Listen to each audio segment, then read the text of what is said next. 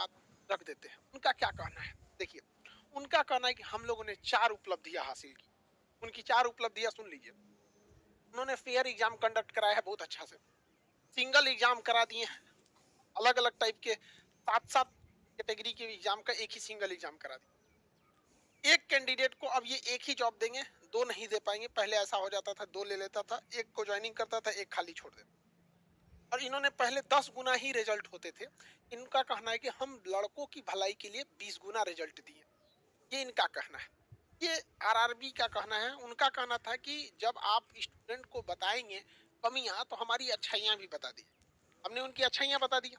अब इनकी अच्छाइयों का हम लोग थोड़ा-सा विश्लेषण करते हैं। चलिए भैया, आपने फेयर एग्ज़ाम कराया, 2019 का वैकेंसी 2024 में फाइनल कराएँगे, इसको भी अगर फेयर कहा जाता है तो भी अच्छी बात है, ठीक है? इसमें हम कुछ क्वेश्चन नहीं करें। इनका कहना है कि हमने सिंगल एग्ज़ाम कंडक्ट कराया।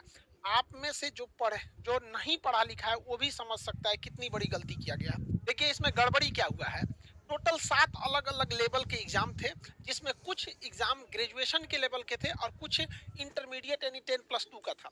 रेलवे का कहना है कि हम इन दोनों का एग्जाम एक जैसा करा लिए हैं। अब आप ही बताइए, सिंगल पेपर लीजिएगा तो और उसमें आप कहिएगा कि ग्रेजुएशन का भी लड़का भर बैठेगा और इंटर का भी लड़का बैठेगा, तो एक जो आदमी नहीं भी पढ़ा लिखा है ना, उसको पता चलेगा कि नहीं, ग्रेजुएशन वाला जो है वो एग्जाम में अच्छा कर जाएगा, क्योंकि सिंगल पेपर है। अब एक किसी एक रेस में आप गाय को दौड़ाइए, उसी रेस में घोड़ा को दौड़ाइए तो जेनुइन घोड़ा जीत जाएगा। ग्रेजुएशन है, 3 साल आगे है। हमने उनसे यही पूछा कि सर, क्वेश्चन का लेवल आप किस हिसाब से सेट किए? तो उनका कहना था क्वेश्चन लेवल मेरा ग्रेजुएशन लेवल का था। तो हम उनसे यही कहे कि सर, आप तो जब अगर क्वेश्चन लेवल ग्रेजुएशन का है तो इंटर वाला कैसे उसको सॉल्व कर पाएगा? तो उनका कहना, नहीं नहीं नहीं नहीं, ये गलती हो गया। हमारा जो क्वेश्चन लेवल था वो इस लेवल का था, इंटर वाले लेवल का था यहाँ पर। अभी बताइए, दुनिया का पहला एग्जाम है कि क्वेश्चन लेवल है इंटरमीडिएट के लेवल का, उसमें इंटरमीडिएट का भी लड़का बैठा है और ग्रेजुएशन वाला भी बैठा है। अब बताइए किसको फायदा होगा? हर हाल में ग्रेजुएशन वालों को फायदा हुआ। और इस ग्रेजुएशन वालों को एक साथ 2-2 सीटों पर क्वालिफाई कराया गया है। 2-2 4-4 सीटों पे क्वालिफाई कराया गया है। कहा गया है कि तुम ग्रेजुएशन के नाते तो तुम क्वालिफाई हो ही, और इस नाते भी तुम क्वालिफाई हो। तो पहला यहाँ पे देखिए, जो इन्होंने कहा है कि सिंगल एग्जाम लिए हैं, उस सिंगल एग्जाम में केवल और केवल फायदा ग्रेजुएशन वालों को पहुंचाया गया। 3,80,000 इंटरमीडिएट के लड़कों को एग्जाम देने से रोक दिया गया है, CBT2 एग्जाम। इनका पहला, सेकंड वाला ये तो समझ गए।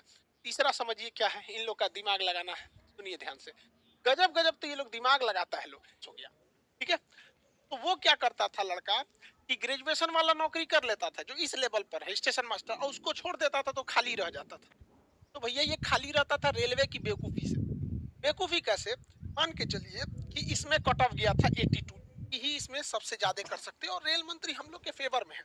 इसलिए आप लोग को ट्विटर पे ट्वीट करते रहना है।